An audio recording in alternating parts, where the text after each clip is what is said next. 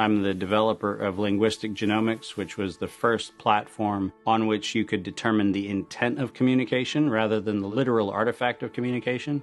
But we've also used that technology for a number of other applications in defense and intelligence and finance, and most notably, in the early 2000s, my company was responsible for bringing down what was, at the time, one of the largest tax frauds in U.S. history.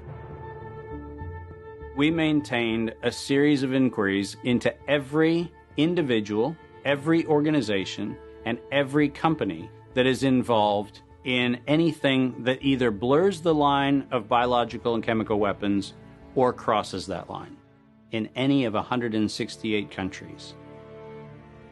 In 1999, there were 1 million patents digitized by IBM, and those 1 million patents were the first time human innovation had been put into an electronic digital searchable format.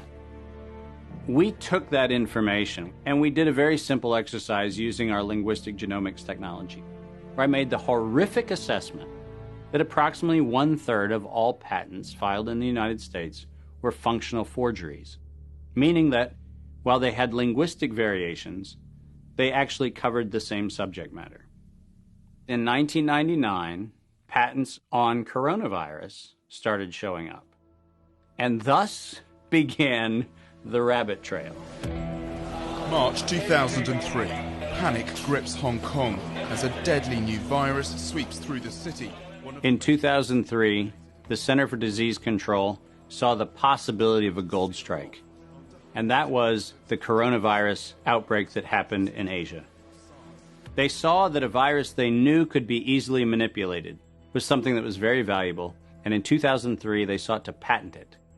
And they made sure that they controlled the proprietary rights to the disease, to the virus, and to its detection, and all of the measurement of it.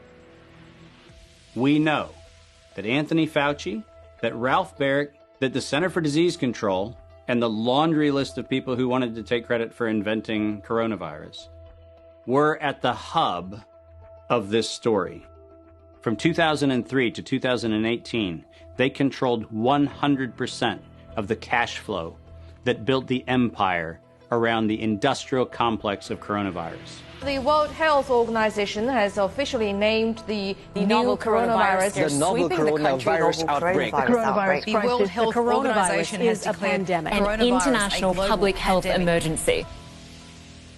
While we know that the coronavirus manipulation started with Dr. Ralph Baric in 1999. The major characteristics of SARS, MERS, and SARS coronavirus 2, it's a good way for you... Ralph Baric is the researcher at the University of North Carolina, Chapel Hill, who's famous for his chimeric coronavirus research.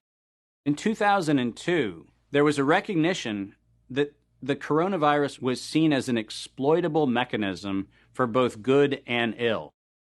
On April the 25th, 2003, the U.S. Center for Disease Control filed a patent on the coronavirus transmitted to humans. Under 35 U.S. Code Section 101, nature is prohibited from being patented. Either SARS coronavirus was manufactured, therefore making a patent on it legal, or it was natural, therefore making a patent on it illegal. If it was manufactured, it was a violation of biological and chemical weapons, treaties, and laws. If it was natural, filing a patent on it was illegal. In either outcome, both are illegal.